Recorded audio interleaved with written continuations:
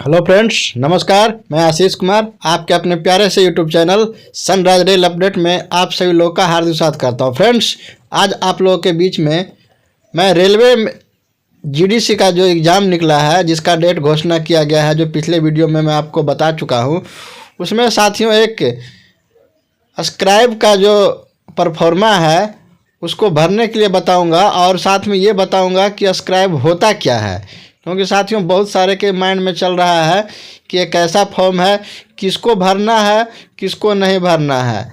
तो साथियों इस वीडियो में मैं तमाम मुद्दा पे बात करूंगा और बताऊंगा कि किसको भरना है किसको नहीं भरना है। तो जो परफॉर्मा है उसके ऊपर मैं लेके चलता हूं।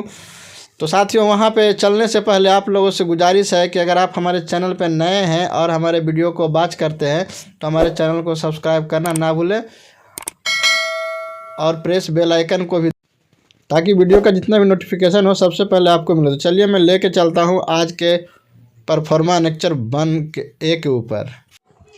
तो साथियों जैसा कि मैं आपको अनेक्चर 1 के ऊपर लेके आ चुका हूँ, जिसमें कहा गया है कि जो परफॉर्मा है वो V/D है। Declaration of ascribe to interested the examination hall inside computer based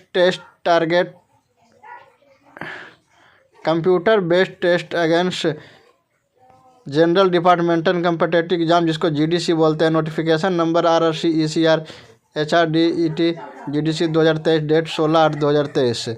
साथियों ये जो अब जब आप नोटिफिकेशन डाउनलोड किए थे उसी में ये परफॉर्मा दिया गया था।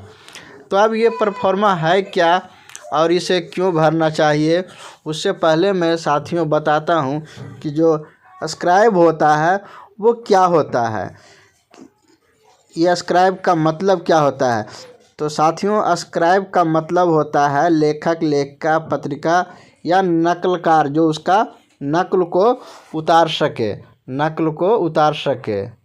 जैसे मान लीजिए साथियों कि वैसे कर्मचारी या वैसे व्यक्ति जो किसी तरीके से विकलांग हैं, विकृत हैं शरीर से, जिनको लिखने में परेशानी है, देखने में परेशानी है, तो वो अपने बातों को सहायता के लिए एक आदमी को रखते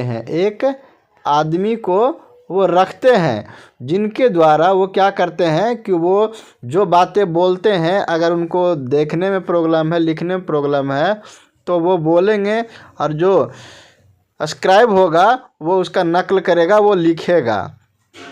तो मतलब यूँ कहें तो कुल मिला के कि जो स्क्राइब उसको कहते हैं जो वैसे आदमी जो किसी विकलांग के लिए एग्ज़ाम हॉल में मदद करने के लिए जो रहे साथ में, उसे स्क्राइब कहते हैं।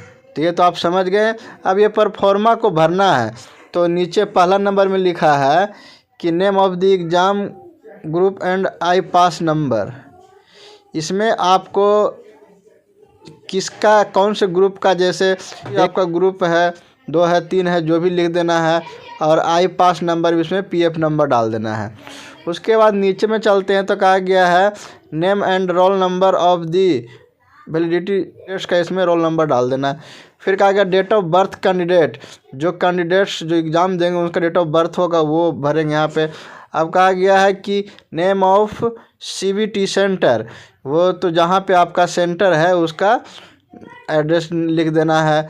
अब कहा गया है कि एग्ज़ाम डेट एंड शिफ्ट, जब आपका एग्ज़ाम होगा 10 को होगा, 11 को होगा, 12 को होगा, और शिफ्ट में पहला शिफ्ट होगा, दूसरा शिफ्ट जो भी होगा वहाँ पे मेंशन कर देना है। कहा गया है कि नेम ऑफ दी स्क्राइब जो वही जो नकलची होंगे, लेखक पत्रकार के रूप में जो काम करेंगे विकलांग का, उसका नाम इसमें लिखना है। कहा गया फादर्स नेम ऑफ स्क्राइब, तो जो स्क्राइब होंगे उनके पिताजी का भी नाम लिखना है। और कहा गया है 8वां नंबर में कि address for the scribe, permanent address और दूसरा प्रेजेंट एड्रेस, दोनों में उसका जो स्क्राइब होंगे उसका एड्रेस डिटेल लिखना है। Education qualification of the scribe, जो स्क्राइब होंगे तो वो कहाँ तक पढ़ाई किए हैं वो यहाँ पे मेंशन कर देना है। और फिर नीचे लास्ट में 10वां नंबर में कहा गया है कि relationship any of the ascribe to the candidates.